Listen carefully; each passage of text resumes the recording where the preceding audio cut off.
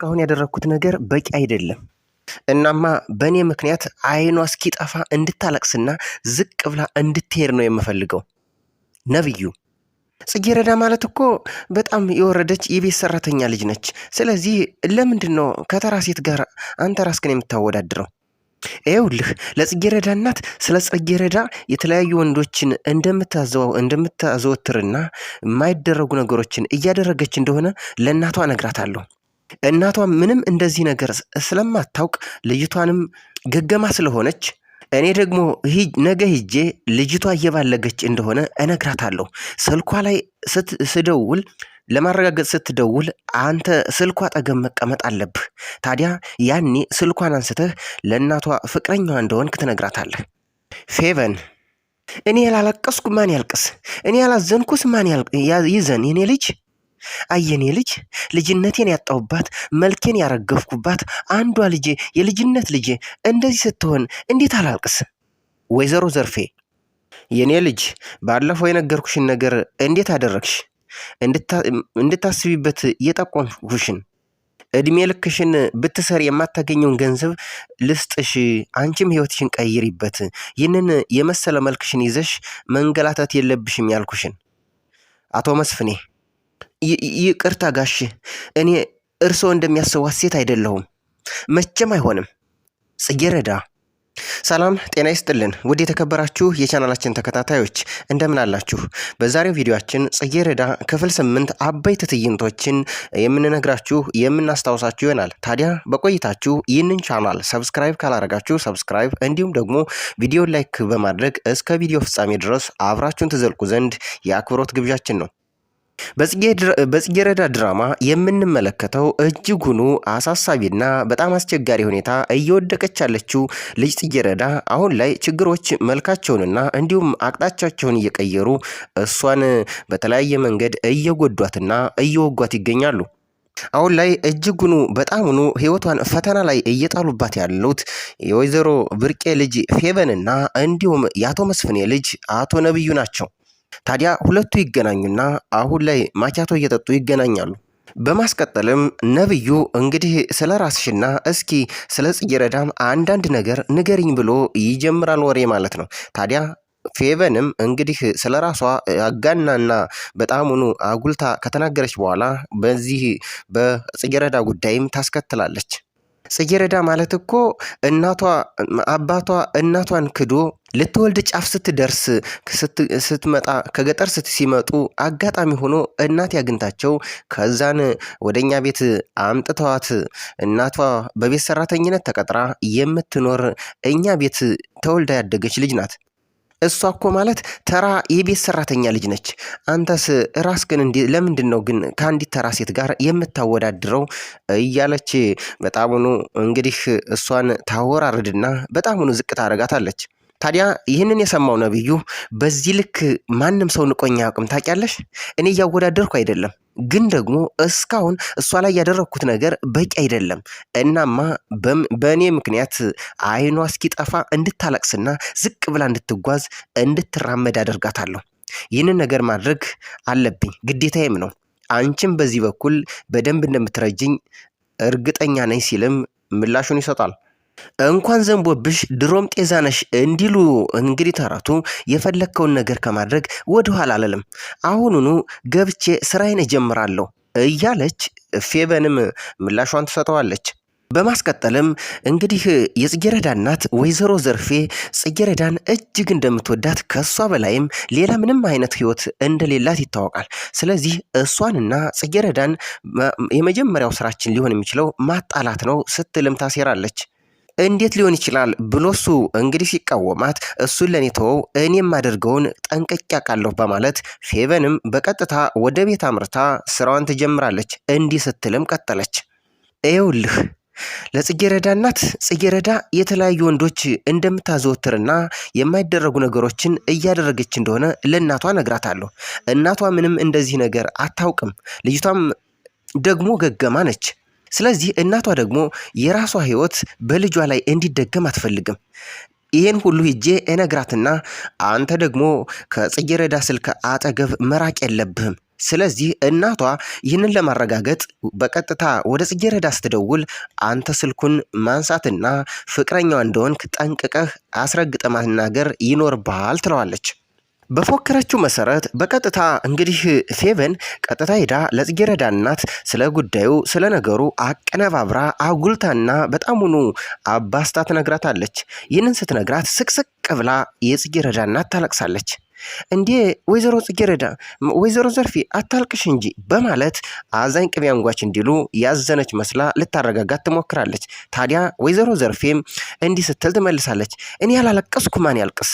እኔ ያላዘንኩ ማን ይዘን? የኔ ልጅ ልጅነቴን ያጣሁባት መልኬን ውበቴን ያረገፍኩባት አንዷ ልጄ የልጅነት ልጄ እንደዚህ ስትሆን እንዴት አላልቅስ? በማለት ምላሿን ትሰጣለች። በማስከተልም ፌቨን እንደዚህ ስትል ትመልሳለች። ወደ መፍትሄው መሄድ እንጂ አንድ የሆነው ሆኗል። ስትመጣ አንቺ ትቆጫታለሽ። በደንብ ከተቆጣሻት እኔ ደግሞ ትምህርት ቤት ላለው ኃላፊነት ወስዳለሁ። ምናልባት ግን ልጅሽን የምጎዳት መስሎች ከሆነ እንደዚህ ሆና እያየዋት ዝም ማለት ስላልማልችል ነው። በቃ አታልቅሽ፣ እኔ በደንብ አድርጌ እቆጣጠራታለሁ ስትልም ወዲያውኑ ምላሿን ትሰጣለች። ታዲያ ይህንን ከነገረቻትና ካሳዘነቻት በኋላ ያው ነቢዩም በተነገረው በታዘዘው መሰረት እዛው አጠገብ ነበርና ወዲያውኑ ለማረጋገጥ የጽጌረዳ እናት ወደ ጽጌረዳ ስልክ ስትደውል እሱ እዛ ቤት ውሏንና ጽጌረዳን ያንገላታት እንዲሁም ደግሞ በጣሙን ይጮህባት ነበር። በቀጥታ ኩሽና ሄደና ጽጌረዳን ካገኘ በኋላ ያለወትሮው ኩሽና ገብቶ ስለማያውቅ እጅጉኑ ጽጌረዳ ደነገጠች። ጽጌረዳም እሺ ምን ፈልገህ መጣህ? ምን ልርዳህ? ስትል ጥያቄ ታቀርብለታለች። ትላንት አልጋ ላይ የነበረው ጥቁር ቲሸርት የት አለ? እዛ መደርደር ያስቀምጭልህ ነበር እኮ ስትለው አይ የለም፣ አሁን ሂጂና ፈልገሽ አልጋዬ ላይ ያስቀምጭልኝ ይላታል። ከመቅጽበት ቲሸርቱን ለመፈለግ እንዲሁም ደግሞ ወደ ፈለገው ቦታ ልታስቀምጥለት ጽጌረዳ ስትወጣ ስልኳ እዛ ስለነበር ወይዘሮ ዘርፌም ልጇን ለማረጋገጥ ትደውላለች። ወዲያውኑ ነብዩም የስልኩን ጥሪ ተመለከተና አንስቶ ያናግራታል። ምን ፈለጉ? ወይስ ጽጌረዳ የለችም? አንተ ማነ? ስትለው እኔ ፍቅረኛዋ ነኝ፣ ጽጌረዳ አሁን የለችም፣ ሻወር ቤት ናት፣ ስለዚህ መልእክት ካለ አስቀምጪ በማለት እንዲህ ሲልም ሌላ ዱብዳ መርዶ ይነግራታል።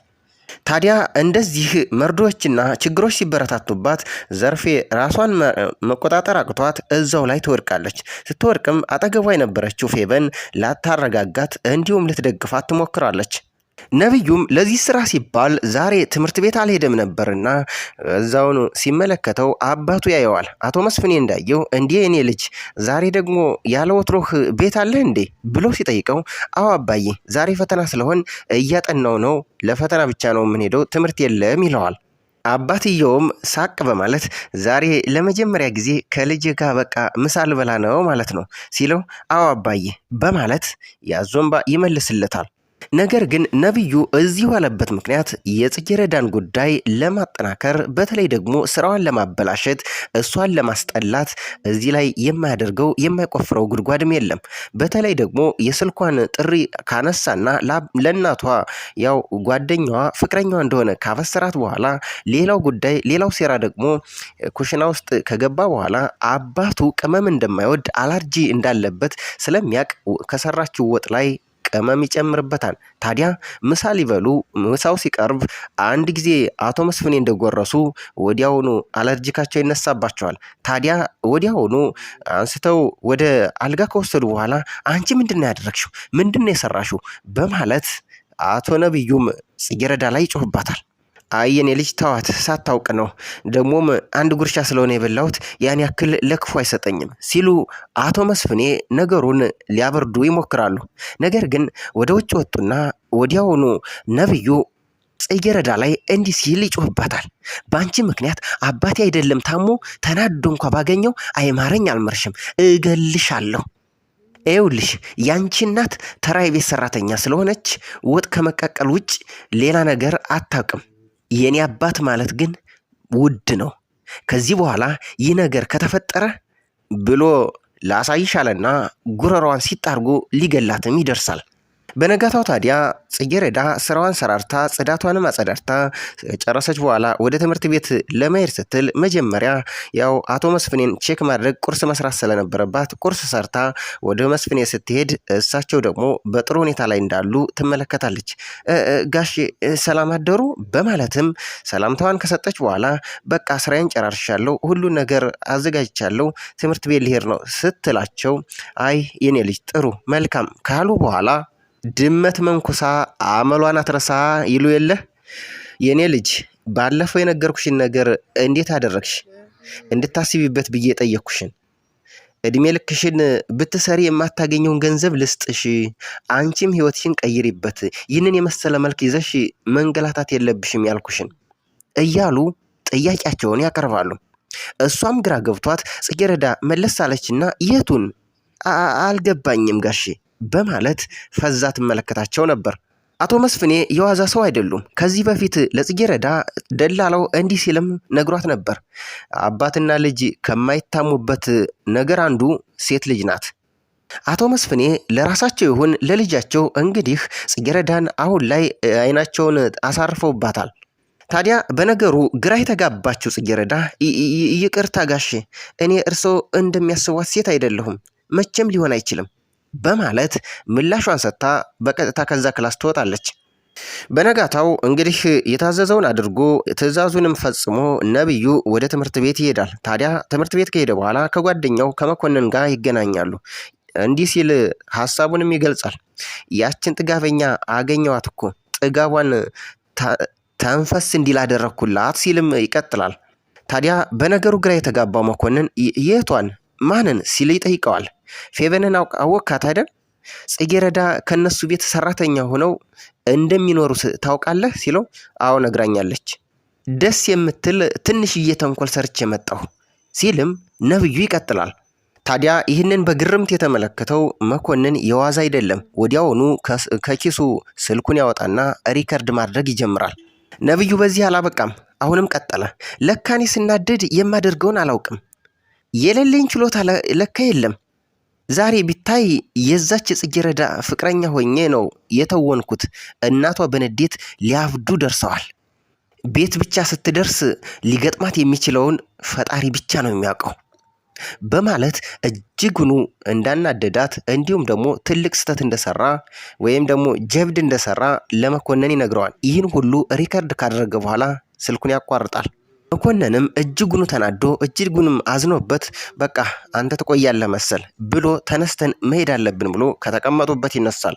ግን የምር አደረግከው ሲልም ሌላኛውን ጥያቄ መኮንን ይጠይቀዋል። አዎ ያውም በፌቨን አጋዥነት። እኔ በህይወቴ ምን እንደምጠላ ታውቃለህ? መናቅን ነው የምጠላው። ይህ ነው እንዲህ የሚገርምህ? ገና ከዚህ በላይ ስንት ነገር አደርጋለሁ በማለት ጉዳዩ እንዳላለቀ እንዲሁም ያሰቡት ሴራ ገና እንደሚቀጥልም ያበስረዋል። ከዛ ከተለያዩ በኋላ መኮንንም በቀጥታ ወደ ጽጌረዳ ሄድና ልክ የሆነ ቦታ ትምህርት ቤት ውስጥ ያገኛታል።